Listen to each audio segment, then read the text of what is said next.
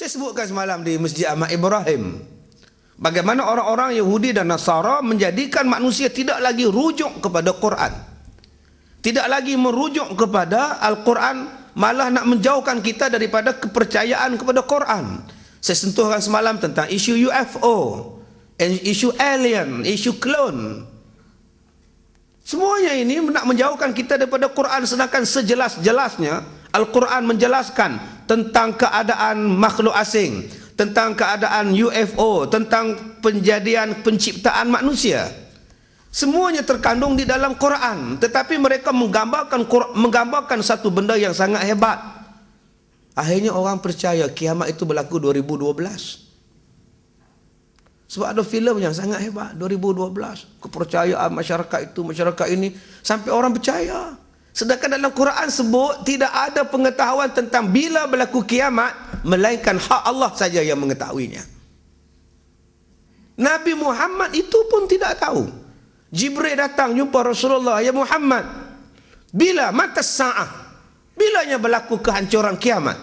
Rasulullah menjawab, yang bertanya, yang ditanya tak lebih ilmunya daripada yang bertanya tentang kiamat. Aku pun tak tahu. Tiba-tiba hari ini bila Hollywood membuat filem 2012 sampai menjadikan kenyataan itu macam hebat sangat-sangat, maka orang semuanya bimbang. Nanti akan berlaku satu letupan yang besar, akan berlaku apa semua ini. Betul, kiamat akan berlaku, tapi bukan tahun hadapan. Tahun hadapan itu pilihan raya di Malaysia. Tuan-tuan yang dirahmati Allah, ini kita kena faham Qurannya rujuk. Walaupun dalam nak menceritakan kebenaran, walaupun dalam nak menceritakan yang hak, dia tidak boleh mengada-adakan. Nanti orang akan anggap penipu. Walaupun kita nak bercakap benda yang hak, tetapi kita tidak boleh membuat satu benda yang palsu untuk meyakinkan orang dan menakutkan orang. Saya pernah dengar satu ustaz berceramah. Dia gunakan laptop dia dan skrin dia. Dia pun pasang, sekarang tuan-tuan dengar.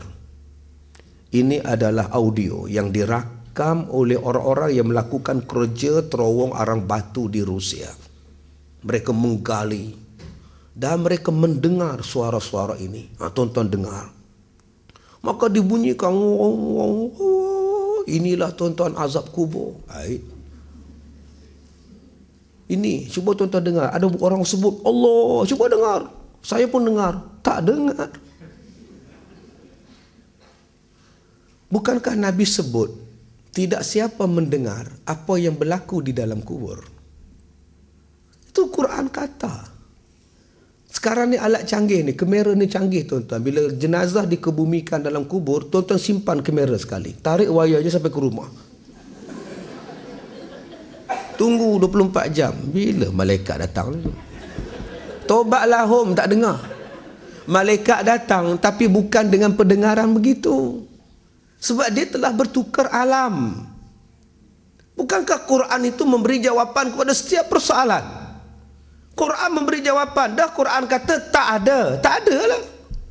Tak ada apa? Tak boleh kamu dengar. Yang boleh dengarnya haiwan ketika mayat diusung. Yang boleh mendengarnya haiwan. Yang tak mendengarnya jin dan manusia. Kalau jin dan manusia dengar, mati, pengsan manusia. Yang dengarnya haiwan. Sebab itu kalau jenazah di kampung-kampung diusung di atas usungan keranda, binatang diam, kambing diam, ayam berhenti berkokok diam, tengok tuan-tuan. Yang tak berhenti diamnya orang. Ayam berhenti juga dia dengar. Manusia sambil usung mayat dia bising, berat gila ya. Kata dia. Belah sana jawab, banyak dosa gambar ayat dia. Sambil mengusung mayat pun dikutuknya mayat. Masya Allah. Sebab itulah doanya tidak mustajab. Doa tidak mustajab sebab kamu menghantar jenazah ke kuburan, tapi kamu tidak mengambil iktibar. 10 sebab kenapa doa tidak mustajab. Kamu mandikan mayat, tapi kamu tak ambil inzar bahawa satu hari kamu akan mati, dimandikan sebegini juga. Sebab itu tuan-tuan, nak jadi instan cemerlang dalam bidang pendidikan, 2 benda. Mudahkan, jangan susahkan. Gembirakan dan jangan bagi orang jemu. Setiap hari ada pelajaran yang baru untuk budak-budak. Setiap hari ada pelajaran yang baru untuk pelajar. Saya bercakap di tuan-tuan di Singapura di 3 kali tuan-tuan. 3-3 ni mesti isi tak sama. Kalau 3-3 datang isinya sama, tuan-tuan boring. Bukan setakat 3-3 ceramah saya mesti tak sama. Mesti tak sama setiap keluaran CD saya. Kalau sama je orang komplain, ustaz, sama je ustaz. Ya, itu menunjukkan bahawa saya tidak ada ilmu terpaksa bagi sama. Terpaksa tak bagi sama. Bila terpaksa tak bagi sama, dia menggerakkan kita untuk apa? Untuk terus membaca. Masalah kita sekarang ialah lantaklah. Apa isi yang aku nak bawa pun sama, lantaknya lah. Orang ini malas membaca. Dia mesti mempunyai satu benda yang baru untuk disampaikan pada orang. Dia mesti ada satu kaedah yang baru yang orang tak dengar lagi. Maka nak dapatkan benda yang baru-baru itu ialah mesti banyak membaca. Bagaimana kita nak jadi orang hebat kalau Iqra' kita tak baca? Iqra' tak ada dibuat. Dia kena banyak membaca.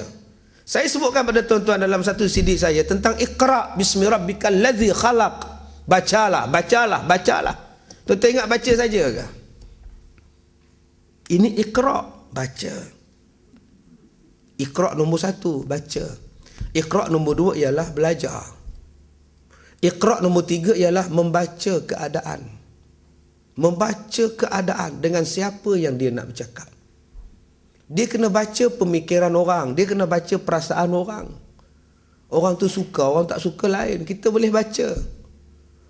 Kalau saya sedang berceramah, asyik tuan-tuan bangun je, maknanya orang tak suka. Tengok belah sini bangun, tengok belah sini bangun. Apa yang bangunnya ni? Itu menunjukkan orang tak suka. Sebab tu kita kena faham. Orang suka, dia diam. Dia diam. Dia hangguk kepala. Ada yang langsung tak peduli. Langsung tak hangguk apa pun tidak. Sedar-sedar auditorium dah gelap. Orang dah balik. Sebab itu tuan-tuan, kita kena membaca dengan siapa kita nak bercakap, dengan isu apa, topik apa yang kita nak huraikan. Orang macam ini kena banyak membaca. Sebab itu Firaun kalah sebab dia gagal membaca cuaca. Firaun tewas kepada Nabi Musa alaihissalam kerana dia gagal membaca. Ketika Nabi Musa pukul lautan, terbelah laut, terbahagi kepada 12 lautan, terbahagi kepada 12 lane. Umat Nabi Musa kata, mana bapa saudara saya? Mana kawan saya? Tak nampak pun. Akhirnya 12 lane itu diturunkan menjadi satu lane yang besar. Baru nampak, itu mak aku, itu mak saudara aku. Berjalan umat Bani Israel. Firaun mengejar di belakang. Kesilapan Firaun ialah tidak membaca. Hai, terbelah laut. Dia tahan tentera dia. Wahai tentera-tenteraku, kamu nampak di hadapan laut terbelah? Nampak tuanku. Kamu tahu kenapa dia terbelah? Tak tahu tuanku. Sebab aku nak lalu. Dia lupa, dia tak tahu, bukan kamu punya hal. Maju jalan sampai tengah-tengah, dicantumkan balik laut. Apa jadi pada Firaun?